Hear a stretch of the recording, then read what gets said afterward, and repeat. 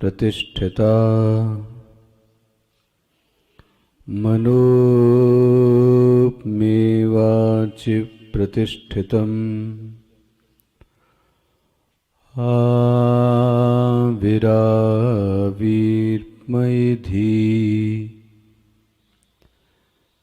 वेदस्य मवाणिस्थः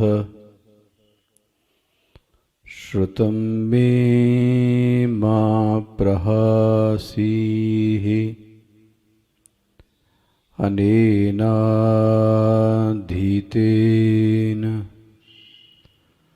अहोरात्रान् सन्दधामि ऋतं वदिष्यामि सत्यं वदिष्यामि तन्मामवतु तन्वक्तारमवतु अवतु माम् अवतु वक्तारम् अवतु वक्तारम्।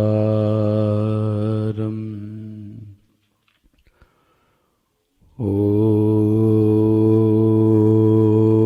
शान्तिः शान्तिः शान्तिः। सदाशिवसमारम्भां शङ्कराचार्यमध्यमाम् अस्मदाचार्यपर्यन्ताम् वन्दे गुरुपरम्पराम्। शङ्करं शङ्कराचार्यं केशवं वादरायणं सूत्रभाष्यकृतौ वन्दे भगवन्तौ पुनः पुनः भगवन्तौ पुनः पुनः भगवन्तौ पुनः पुनः।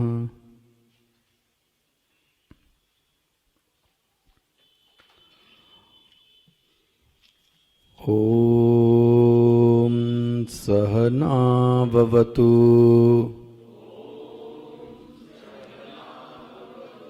जहाँ जोड़ दिया जा रहा है वहाँ जोड़ दीजिए। ॐ सहना भवतु सहनौ भुनक्तु सह वीर्यं करवावहै तेजस्विनावधीतमस्तु मा विद्विषावहै।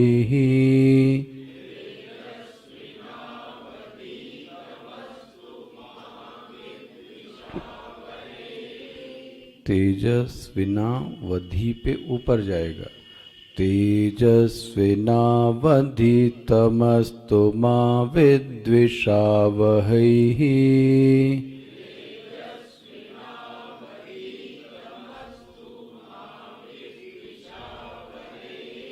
ओम शांति शांति शांति।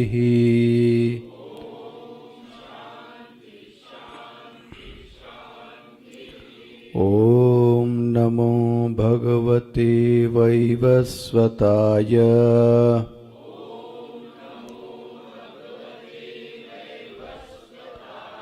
मृत्यवे ब्रह्म विद्या आचार्याय नचिकेतसे च। भाष्य देखिएगा।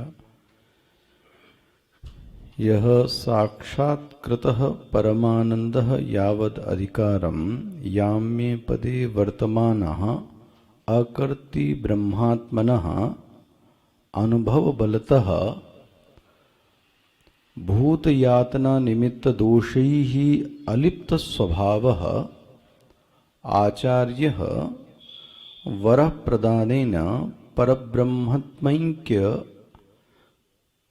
विद्या उपदिदेश यस्मै च उपदिदेश ताभ्यां नमस्कुर्वन् आचार्य भक्तेः विद्या प्राप्ति अंगत्वं दर्शयति। ओम नमो भगवते वैवस्वताय इति। सो कल हमारी आपकी इस भूमिका पर पूरी बात हो गई कि यजुर्वेद क्यों दो भागों में पाया गया, क्यों एक कृष्ण यजुर्वेद है और एक क्यों शुक्ल यजुर्वेद है। वह जो वमन की हुई विद्या थी वह व्यर्थ नहीं की गई, वह दूसरे अन्य शिष्यों ने क्या कर ली, ग्रहण कर ली। ऐसा और खोजने पे मिलता है, जैसे मैंने खोजा, वह जो गुरु थे, स्वामी जी के मुख से तो नहीं निकला ये नाम, लेकिन खोजने पर मुझे मिला, तो वह जो गुरु थे जिन्होंने इस विद्या को वमन करने के लिए कहा, उन गुरु का नाम था वैशंपायन, है ना, वेदव्यास जी से पुत्र। तो विद्या का वमन किया, दूसरे अन्य लोगों ने ग्रहण किया और वह कृष्ण यजुर्वेद कहलाया। और फिर सूर्य उपासना से जो दूसरी बार ग्रहण की वो क्या कहलाया, शुक्ल यजुर्वेद। कल आखिरी में मैं एक बात कह रहा था, इसकी जो पहली एक खूबसूरती है वह यह है कि भगवान भाष्यकार गुरु को तो प्रणाम करते ही करते हैं, शिष्य को भी प्रणाम करते हैं। यह थोड़ा कम देखने को मिलता है। गुरु को तो सभी प्रणाम करते हैं, शिष्य को प्रणाम थोड़ा मुश्किल होता है। लेकिन भगवान भाष्यकार गुरु मतलब यमराज को भी प्रणाम करते हैं और यमराज के साथ साथ उस शिष्य को भी प्रणाम करते हैं। बोले ऐसा क्यों है? बोलते हैं क्योंकि वह जो शिष्य है वह किस विद्या का शिष्य है। बोलते हैं यह ब्रह्म विद्या का शिष्य था।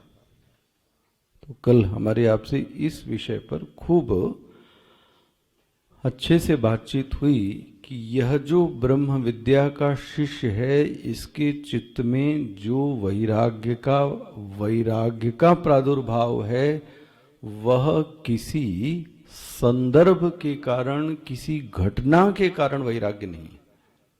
स्पष्ट है ये बात? वैराग्य उसके जीवन की समझ का परिणाम है। देखो, इसको थोड़ा सा दिमाग में जरूर बैठा लिएगा। मैं ऐसा कहूं आपकी भाषा में, वैराग्य आवेश नहीं होना चाहिए। आवेश मतलब मन का एक झोंका आता है कभी कभी कि ये दुनिया ऐसी है, ये सब ऐसे ही होते हैं, क्योंकि आपको ठेस पहुंची बस इसलिए।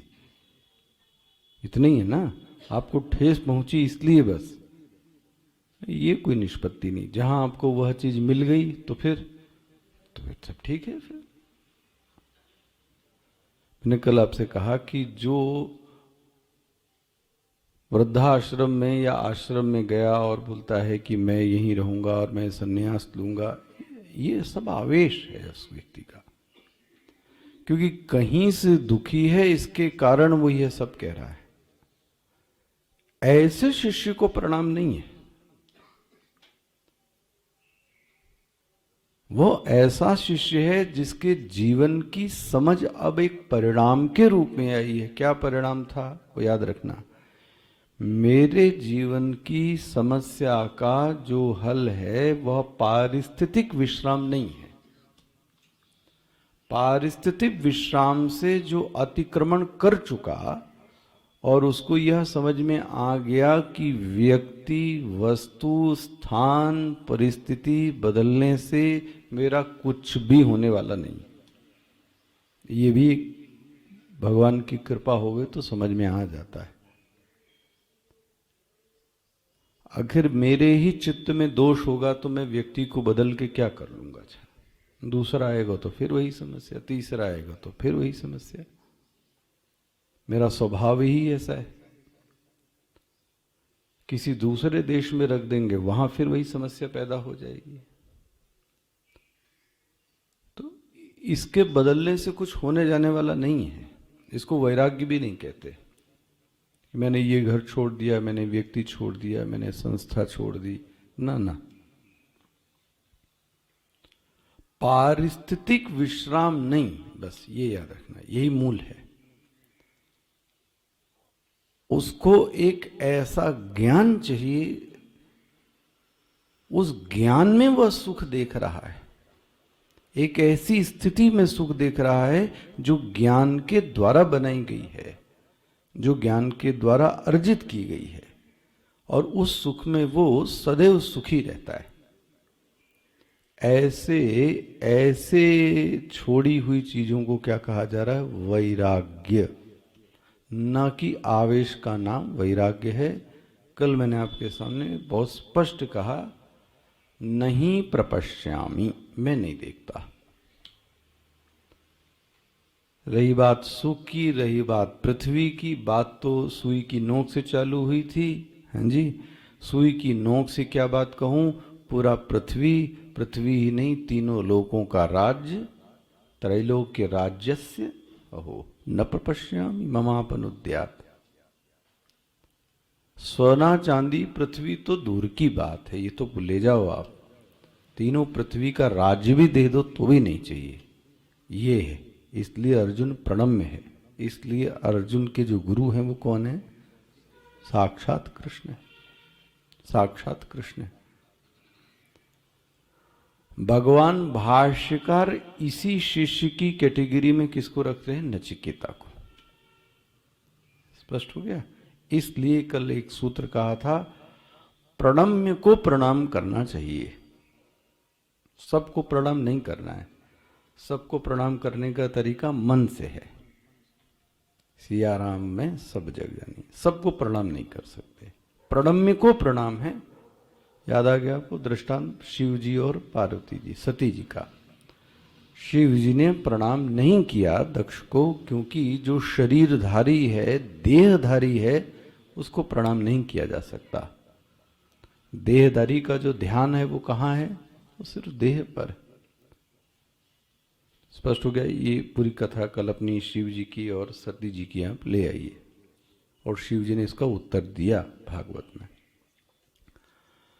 तो अब यहां पर देखो, भाष्यकार जो प्रणाम करते हैं उनके 4 विशेषण लगा दिए। नमः भगवते, भगवते मतलब इनके पास ऐश्वर्य संपन्न है। भग मतलब ऐश्वर्य। तो ये कोई गरीब व्यक्ति नहीं है,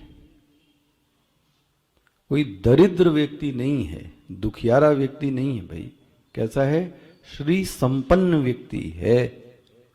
वैवस्वताय, ये साक्षात भगवान सूर्य के पुत्र हैं, और इनकी बहन का नाम क्या था? यमुना जी। स्वामी जी इसको कहते हैं कि ये इनके वर्ण शुद्धि को दिखाता है, वर्ण शुद्धि को दिखाता है कि यह एक उच्च वर्ण में पैदा हुए। क्योंकि भगवान सूर्य के पुत्र होना मतलब क्या हुआ भाई?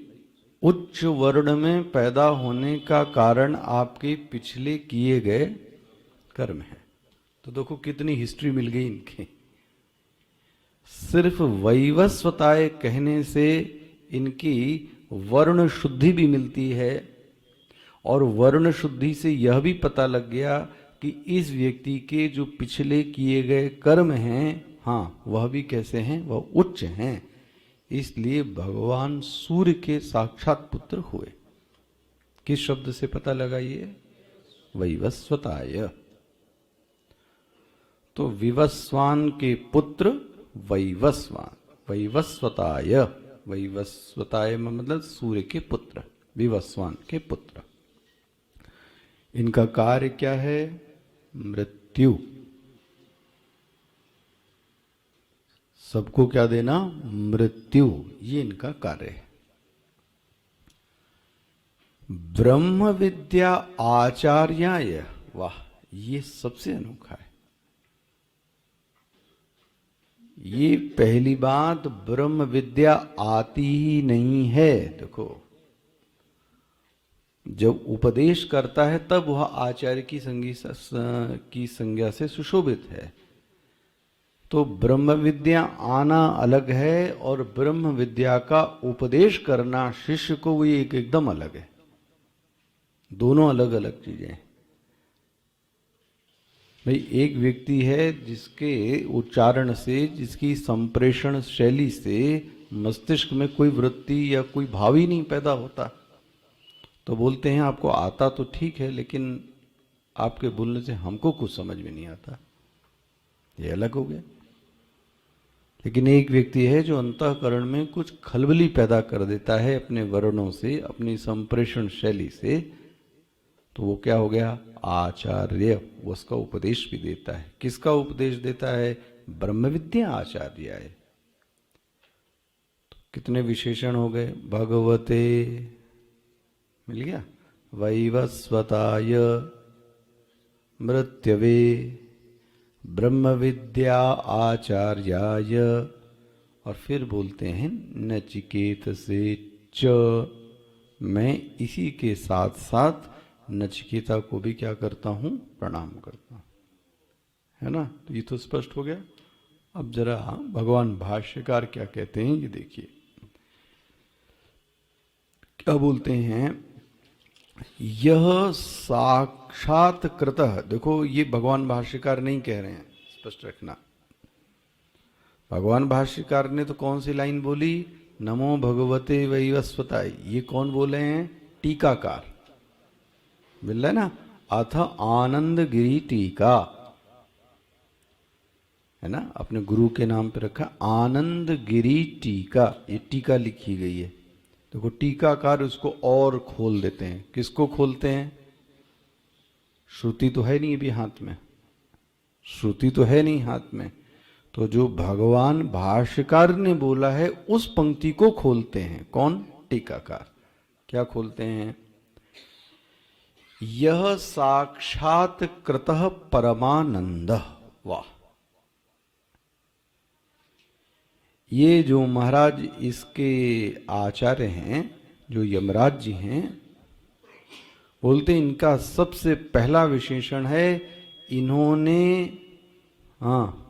साक्षात परमानंद को आस्वादन किया है। ये तो बहुत मुश्किल की बात है। बोले यमराज, यमराज तो रोने वाले का नाम है। यमराज तो कोई भगवान भी नहीं है, ये तो देवता कैटेगरी में। लेकिन बोले अभी इसका उत्तर देते हैं, साक्षात कृत, मतलब अतिशयोक्ति हो जाएगी अगर इंद्र को ना हो तो इंद्र को भी ब्रह्म विद्या का ज्ञान नहीं है। तो माता उमा ने दिया उनको, वरना उसके पहले इंद्र तो था ही वो, लेकिन इंद्र तक को भी ब्रह्म विद्या का ज्ञान, इसीलिए वो लोग तरसते हैं कि ये मनुष्य योनि है जहां पर बैठकर हम साक्षात ब्रह्म विद्या या तो कैलाश में भगवान शिव खुद दे दें, दो ही चीजें हैं, वरना ब्रह्म विद्या और कहीं मिलती ही नहीं है। तो ये महाराज का जीवन पिछला कैसा रहा होगा। इन्होंने साधना की, आराधना की, तपस्या की, विद्या को ध्यानस्थ में देखा, और यही नहीं, उस विद्या का जो साक्षात फल कहा गया वो क्या कहा गया, परमानंद। यस्त्वात्म रतिदेव स्यात् आत्मतृप्तश्च मानवः, यही गीता में कहा गया। ये उपनिषद पढ़ने का, ब्रह्म विद्या का जो सबसे चरम फल है वो क्या है, परमानंद।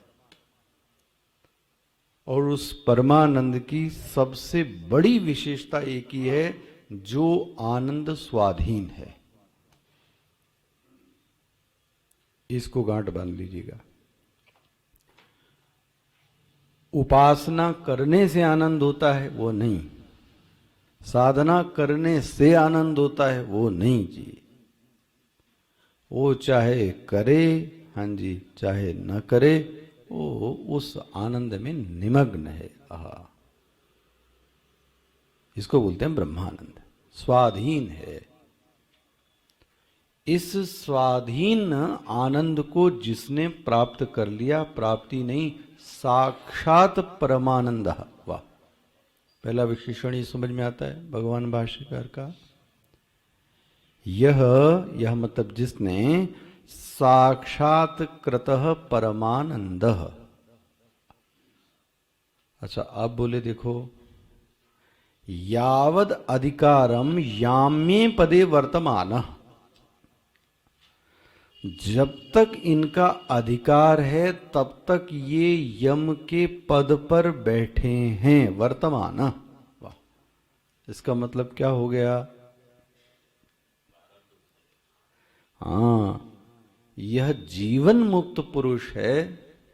जीवन मुक्त पुरुष जीवन मुक्त होते हुए भी किसी पद पर आसीन हो सकता है।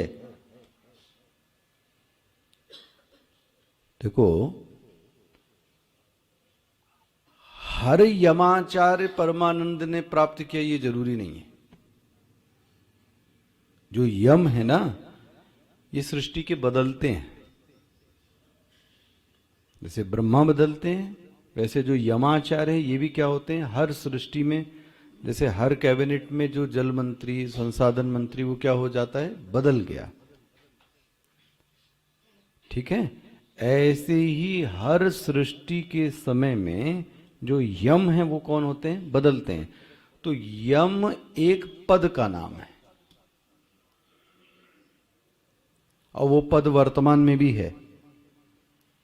लेकिन उस पद पर जो बैठता है वो व्यक्ति क्या कहलाता है, यमाचार्य।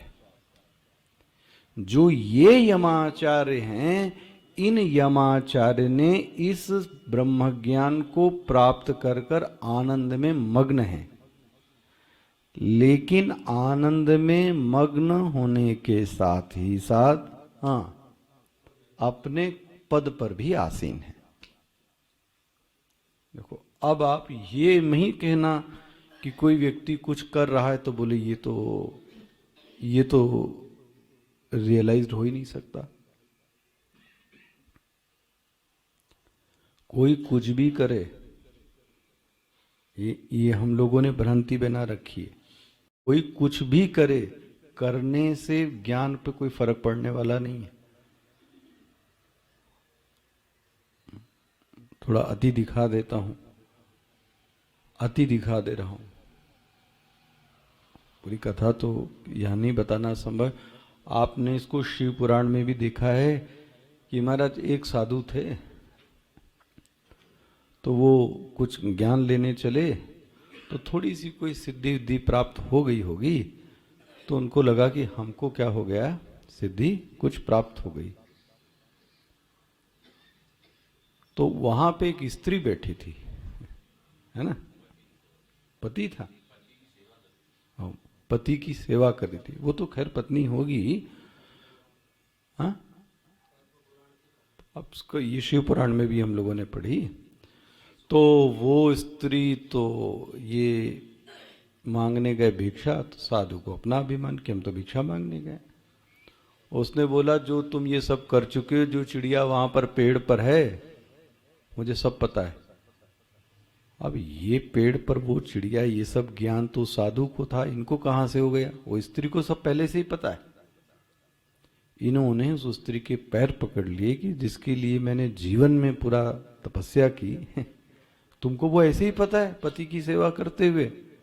तो बोलते तुम मुझे ज्ञान दो। बोले मैं ज्ञान नहीं दूंगी, तुम तो एक कसाई के पास जाओ, एक व्यक्ति है उसके पास भेज रही हूं, वो तुमको ज्ञान दे।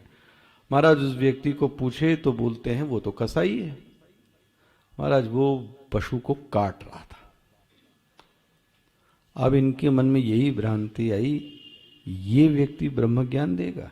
कौन? ये कसाई। उसने देखते ही इनको कहा, उस स्त्री ने भेजा है। बोले इसको कहां से पता हो गया? इनके पूर्व की कहानी भी उसने बता दी। लेकिन ये तो वर्तमान की क्रिया को ही उसकी देख रहे हैं। वर्तमान की क्रिया तो प्रारब्ध का किया गया हुआ फल है। यह तो जीवन मुक्त भी भोगता है। तो जो उसके पूर्व के किए गए कर्म हैं वो तो वो करता ही रहता है। गृहस्थ गृहस्थ रहता है, हाँ जी, राजा राजा रहता है।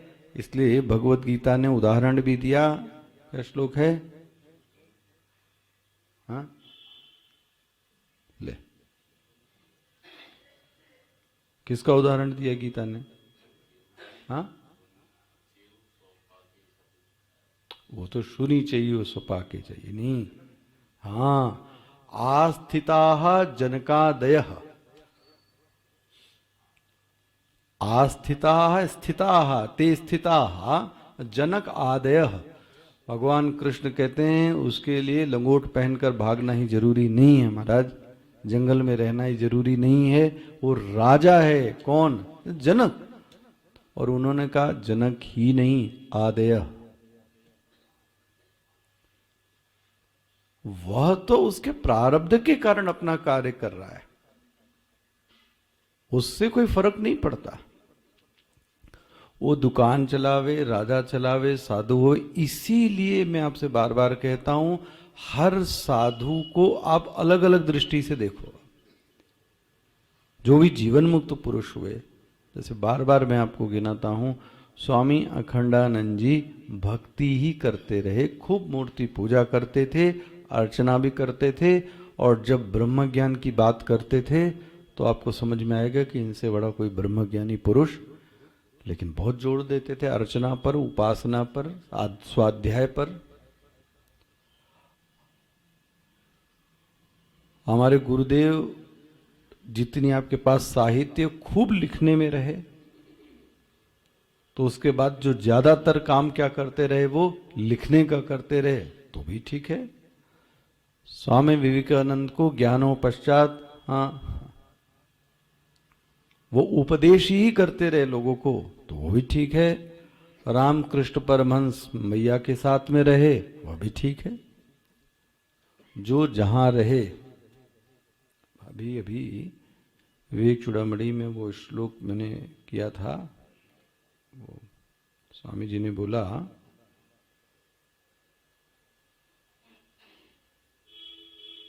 क्या है भाई वो श्लोक?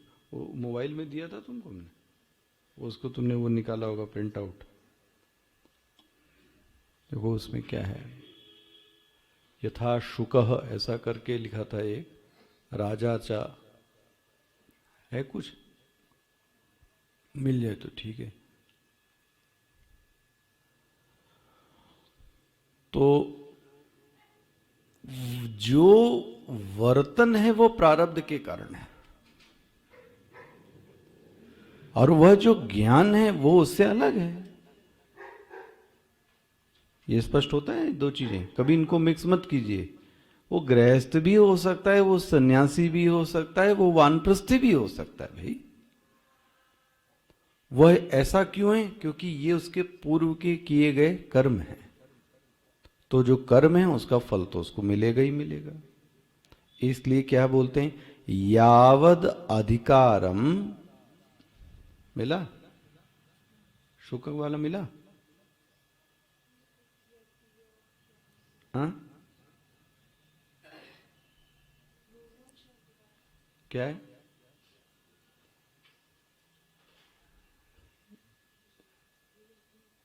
नहीं, यस सौख्याम बुध नहीं, इसी के साथ एक और था हैं? इसके पहले ये इसी के साथ निकाला था, यस मनीषा पंचकम था। तो देखो, यावद अधिकारम, जब तक अधिकार है, यावत मतलब जब तक, याम्य पदे, जिस पद पर, तो जो यम है वो क्या हो गया, एक तरीके का पद। जैसे जिलाधिकारी जो कलेक्टर है वो क्या है, एक पद, और उस पर कोई भी आके बैठ सकता है। इस तरीके से आपको भी ये पद को मत देखना कि ये पद पर है इसलिए ये ज्ञानी नहीं हो सकता। हालांकि ये विषय अंतर होगा।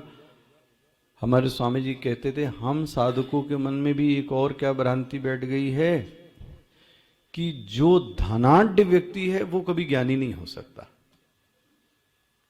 तो फिर वो कहते थे इसका उल्टा कर लो, फिर इसका उल्टा करो जो दरिद्र हैं मतलब अति दरिद्र हैं वो ज्ञानी होने चाहिए। फिर यही अर्थ हुआ ना आपके हिसाब से? ये किसने कह दिया कि जो धनाढ्य व्यक्ति वो ज्ञानी नहीं हो सकता? जो सरकारी पद पर बैठा हुआ है वो ज्ञानी नहीं हो सकता, ये किसने कह दिया? तो जो सरकारी पद पर नहीं बैठा है वो सब के सब इसको किसी फ्रेम में बांध नहीं सकते। चाहे वो अमीर हो, चाहे गरीब हो, चाहे पुरुष हो, चाहे स्त्री होवे, न वर्ण न जाति, न इसमें कुछ नहीं देखता। वो तो ज्ञान से उसका लेना देना है। इसलिए देखो स्पष्ट है ये, यावद अधिकारम याम्य पदे वर्तमान। तो महाराज ब्रह्म ज्ञान तो मिल गया होगा और ये उस पद पर बैठे हैं, और अब महाराज जो पद है वो कैसा पद है? कैसा पद है? यमराज कहते ही आपको क्या समझ में आता है? डर लगता है सबको, डर ही लगता है। देखो उसका आया है, क्या करते हैं ये भूत यातना निमित्ता। महाराज अगर आपने गड़बड़ किया है तो आपको जबरदस्त पीट पीट के मारेंगे, ये खूब पीटेंगे। तो अब आप वो चित्र देखते थे ना, वो कोलू का बैल ले जा रहा है, कोई उसको नंगा करा दे रहा है, कोई उसको कड़ाहे में डाले चले जा रहे हैं, बहुत सारा। तो ये सब होगा, है, होता ये सब है, लेकिन ये याद रखना है, ये सबकी पुराणों में तो ये भी था, इस कर्म का ये दोष है, इस कर्म का ये दोष है, इस कर्म का ये दोष है। तो महाराज इसीलिए भाष्यकार ने देखो क्या लिखा है, एक शब्द से मुझे ये समझ में आता है, यातना निमित्ता। क्रूर कर्म भी करते हैं महाराज ये, कौन? लेकिन अब पद ऐसा है तो क्या कहें। तो हमको ये पढ़ते ही वही कहानी याद आती है पुराण की। वो कसाई था महाराज और खूब काट रहा था, तो इन्होंने उसको प्रवचन देना चालू किया, ये तुम क्या कर रहे हो, और तुम बोलते हो कि ब्रह्म है। तो वो कहता, आओ 2 मिनट के लिए इधर आओ बस। फिर तो बोलता, और काटना है मेरे को, आप तुम 2 मिनट के लिए इधर आओ बस। महाराज जहां अंदर ले गया, उसने 3 बातें ही इनको बोले कि आज तक उसने कभी मांस का एक टुकड़ा भी ग्रहण नहीं किया, और अच्छा खासा भगवान कृष्ण का मंदिर, और वहाँ बैठकर वो खूब साधना उपासना करता था। और जब अपना समय था तो क्या करता था, वो दुकान पर बैठता था। इससे ज़्यादा कुछ नहीं बोला। अब आप सोचो अब क्या क्या बुद्धि रही होगी। हुआ यही यमराज के साथ है। क्या करते हैं, भूत यातना, महाराज भूतों को क्या करते हैं, ये यातना देते हैं। क्यों देते हैं यातना? भाई दोष मतलब जो तुम्हारे कर्म हैं, क्रिया है, इसका मतलब उनसे कोई छिपा नहीं सकता। किससे? वो यमराज से। उनको सब पता है तुमने क्या घाल मिल किया है। तो किसी ने प्रश्न किया कि महाराज, तो ये जो यातना देते हैं, इनका चित्त और इनको पाप नहीं लगता? इतना मारते हैं, इतना पीटते हैं, ये इतना कष्ट देते हैं भाई किसी को, तो इनको पाप नहीं लगता क्या? बोलते हैं भूत यातना निमित्त, देखो सावधानी से कि पद देखना, भूत यातना निमित्त दोषई, जो भूतों को ये यातना देते हैं उसका इनको कोई दोष नहीं लगता।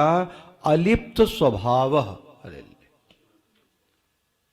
बोले ऐसा कैसे हो सकता है, कैसे अलिप्त हो सकता है? बोले एक चीज है इनके पास जिसके कारण ये अलिप्त हैं। वो पद मैंने छोड़ दिया आपको, इसलिए नीचे ले आया। वो पद अब देखो, कहाँ के बाद? वर्तमान के बाद। हाँ, ये पद छोड़ा था इसीलिए। इनके पास अकर्तृ ब्रह्मात्मना अनुभव बलता। वाह, अनुभव बलता, पीछे पीछे से शब्द खोलो। इनके पास महाराज एक्सपीरियंस है। किस चीज का? अनुभव है। किस चीज का? ब्रह्म ज्ञान की, ब्रह्म की साक्षात अनुभूति है। और ब्रह्म कैसा है? अकर्तृ। आप खुल गया आपको? जब ब्रह्म स्वयं अकर्ता है तो इन्होंने अपने आप को क्या समझा? अहम ब्रह्मास्मि। तो मैं खुद भी कैसा हुआ? अकर्ता हुआ।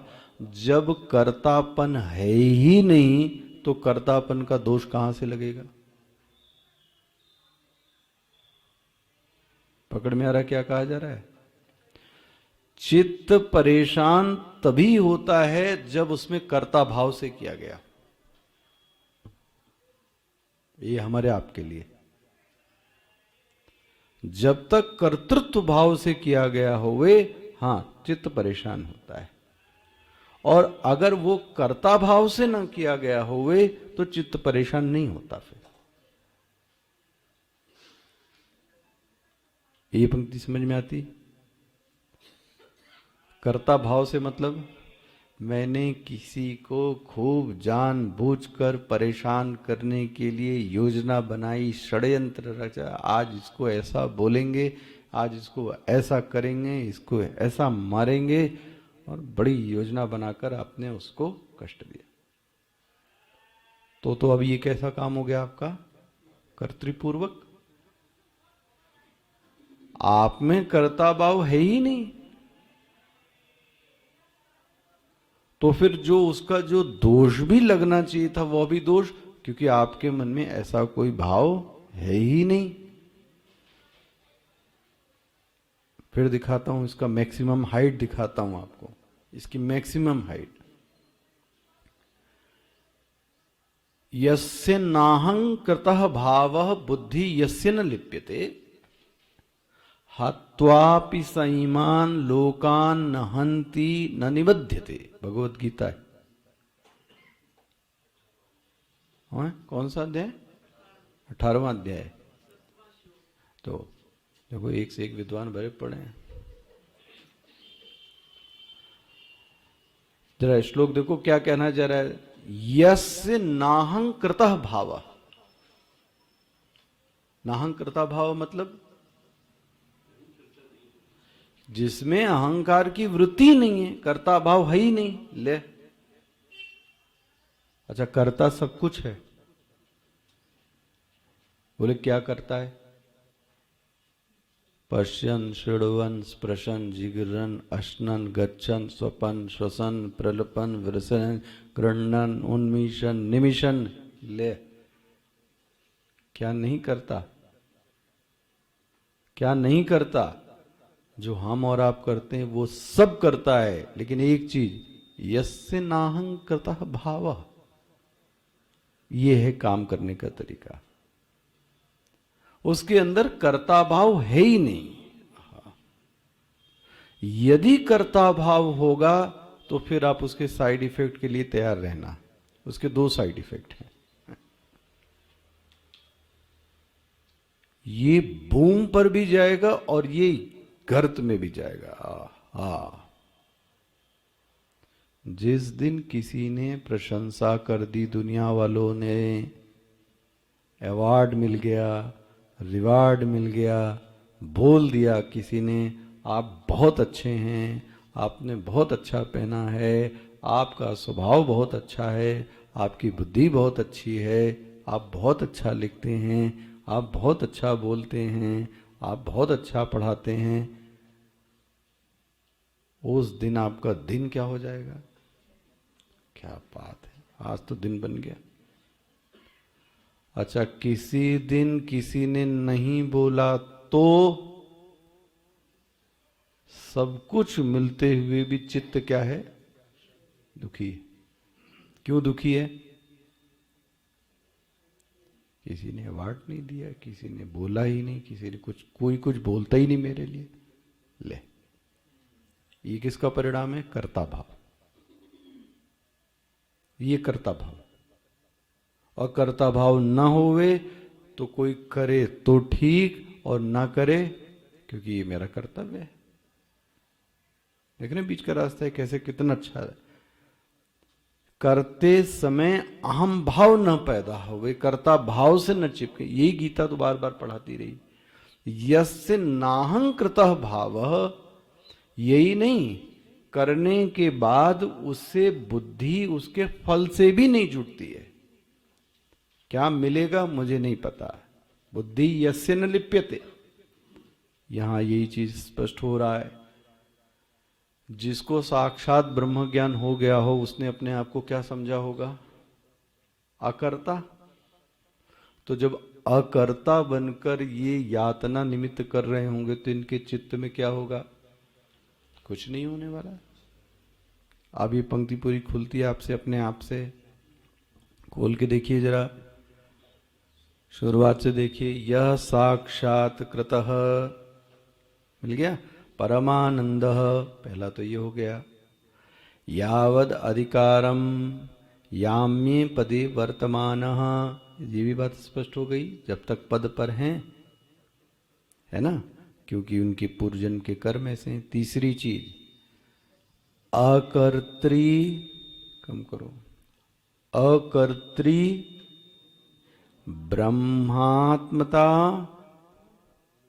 अच्छा, बोलने के लिए नहीं है, ओहो, बोलने के लिए नहीं है, अनुभव, उसने खुद इस चीज को अनुभव भी किया है। वाह, बल अनुभव, बल अनुभव बल के कारण भूत यातना निमित्त दोषई ही अलिप्त स्वभाव। अब स्पष्ट हो गया ये।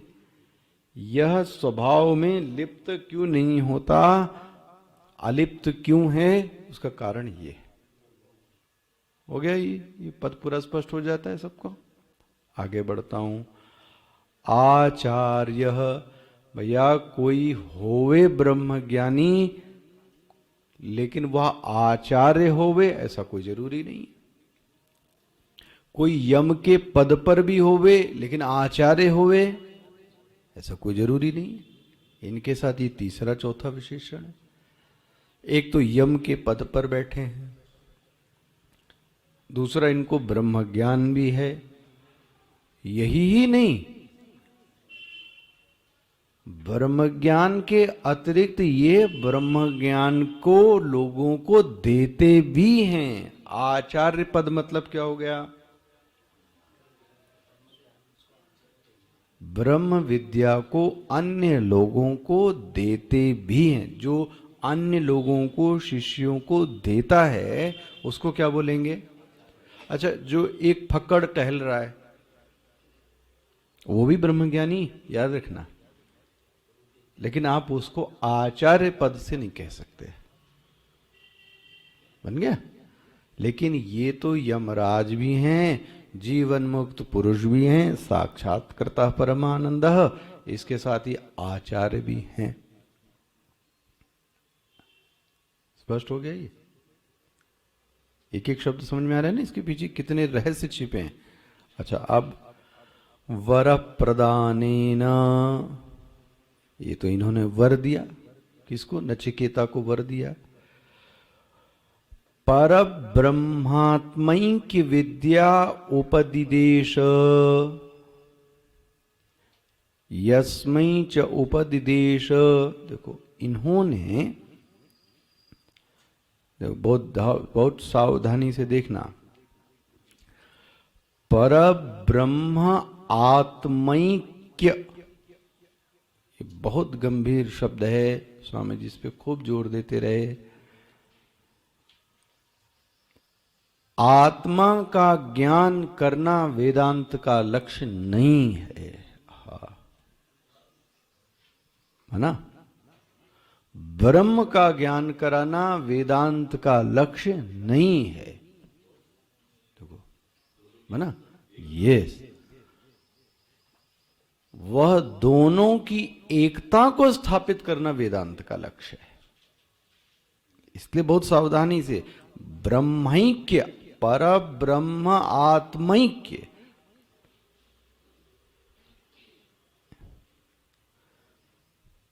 भाई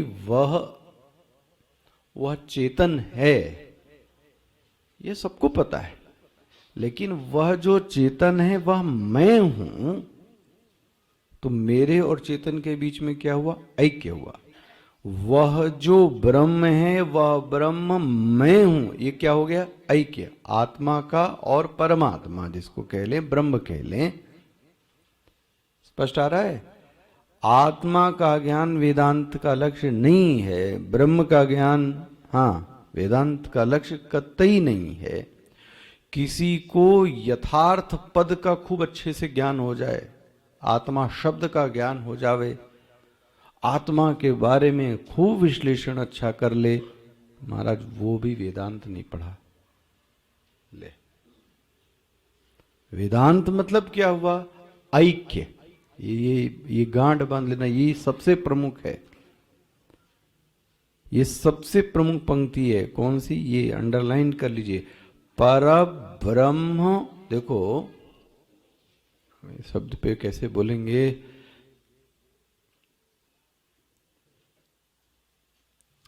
हम अपने आप को आत्मा तो समझते ही हैं, इसमें तो किसी को कोई एतराज नहीं। स्पष्ट हो गया? लेकिन जैसे ही हम कहते हैं ब्रह्म, तो हमको क्या लगता है? ब्रह्म कहने से क्या लगा?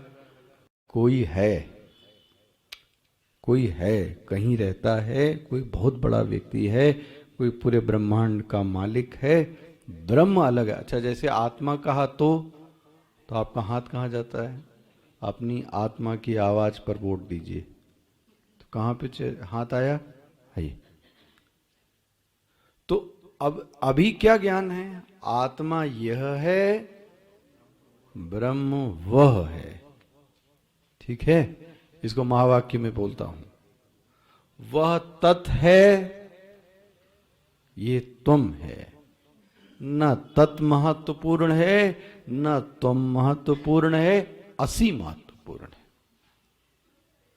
वह जो है वह तुम हो, इसको महावाक्य कहा गया। हाँ, तत्त्वम असी। वह जो आत्मा है वह आत्मा ही ब्रह्म है। देखो, अब इसको खोलो, परब्रह्म आत्मैक्य, मिल गया शब्द। पर ब्रह्म शब्द भी लाया गया, देख रहे हो टिप्पणीकार कितने अच्छे से लाते हैं। ब्रह्म शब्द भी लाया गया, आत्मा शब्द भी लाया गया, और कहा गया ऐक्य, इसको बोलते हैं ज्ञान।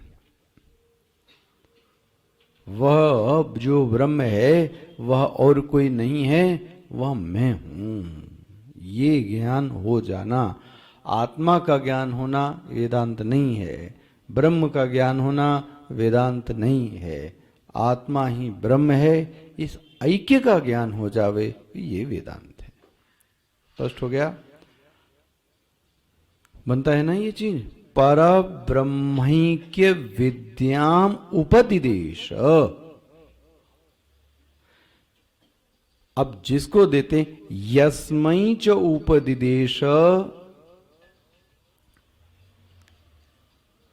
जिस देखो टीकाकार क्या बोल रहे हैं, यस्मै च उपदिदेश ताभ्याम, जिसको ये उपदेश देते हैं, ताभ्याम कौन है, नमस्कुर्वन् आचार्य भक्तेः विद्या प्राप्य अंगत्वम, ऐसे आचार्य को और ऐसे शिष्य को। स्पष्ट हो गया? अब हालांकि यहां शब्द बड़ा महत्वपूर्ण है, इस विद्या को अंगत्वम दर्शयति। अंगत्व मतलब क्या हुआ? हाँ ना, जैसे भाई कोई व्यक्ति होवे, उसकी शरीर होवे और उसका एक आंख निकाल लो तो उसको क्या बोलेंगे? अंगहीन। उसकी एक किडनी निकाल लो, कान निकाल लो, तो क्या हो गया? वो अंगहीन। यहां क्या बोलते हैं? अंगत्वम।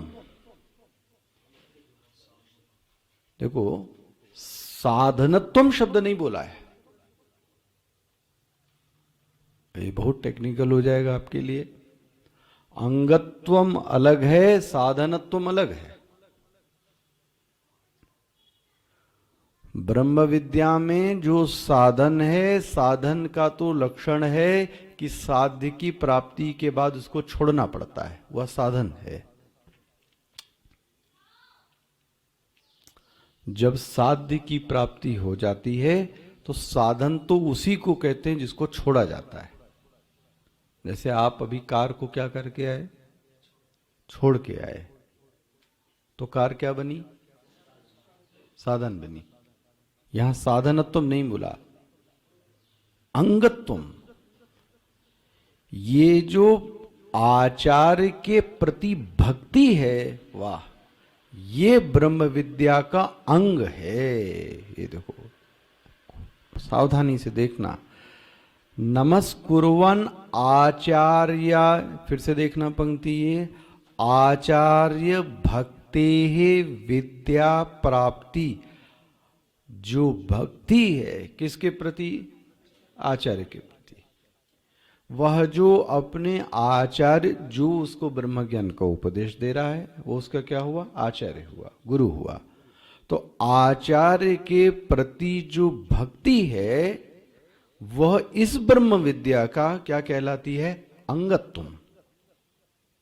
वो जीवन भर उसके मन में ब्रह्म विद्या प्राप्ति होने के बावजूद उस आचार्य के प्रति वो क्या रहता है? कृतकृत्य रहता है, भले ही उसके मन में क्या आ जाए? ब्रह्म ज्ञान आ जाए। उन लोगों को देखो, आप फिर से देखना, यस्मै च उपदिदेश ताभ्याम नमस्कुर्वन्, कुर्वन् मतलब नमस्कार करते हुए। कौन? किसको क्या नमस्कार? आचार्य भक्तेः विद्या प्राप्ति अंगत्वम। भाष्यकार आचार्य और उस शिष्य को प्रणाम कर रहे हैं। आचार्य के प्रति जो भक्ति है वह तो ब्रह्म विद्या का अंगीभूत साधन है, इसलिए उनको क्या कर रहे हैं? हम लोग प्रणाम कर रहे हैं। इसलिए हम लोगों को भी मन ही मन किसको प्रणाम करना चाहिए? यमराज को, कि वही इस विद्या के क्या हुए, वही तो उपदेश दे रहे हैं। तो हमको भी उन आचार्य को जो नचिकेता को उपदेश दे रहे हैं उनको क्या करना चाहिए? मन मन प्रणाम करना चाहिए। तो अंगत्वम दर्शयति ओम नमो भगवते वैवस्वतायेति। ये किसका अर्थ खोला भी? ये बस इस पंक्ति का अर्थ किसने खोला? टीकाकार ने खोला। अब यहां से भगवान भाष्यकार क्या करते हैं? चालू करते हैं यहां से, अथ काठको उपनिषद वल्ली नाम, मिल रहा है पेज नंबर 2, अथ काठको उपनिषद वल्ली नाम सुख प्रबोधनार्थम अल्प ग्रंथा वृत्ति आरभ्यते। यहां से अब उपनिषद का जो भाष्य है, अभी भी मंत्र नहीं आया है ना। अब यहां से भगवान भाष्यकार भाष्य लिखना उपनिषद पर प्रारंभ। अथ काठको उपनिषद वल्लीनाम सुख प्रबोधनार्थम अल्प ग्रंथः वृत्ति आरभ्यते सदधाते हो विशरण गति अवसादनस्य अर्थस्य उपनिषदि पूर्वस्य कुप्रत्ययान्तस्य रूपम उपनिषदति उपनिषद शब्देन च। ये अब जो हम लोग पढ़ने जा रहे हैं उपनिषद शब्द, इसकी व्याख्या इससे अच्छी कहीं किसी उपनिषद में नहीं मिलेगी। उपनिषद शब्द की जो व्याख्या है कि उपनिषद क्या होता है, इसकी व्याख्या यहीं से कठोपनिषद में ली गई। फिर सभी उपनिषद में लोग यहीं से ही पढ़ाते हैं। कहाँ से? इसी भाष्य से, जो आने वाला ये है पैरा। इसको देखेंगे कल से शुरुआत से।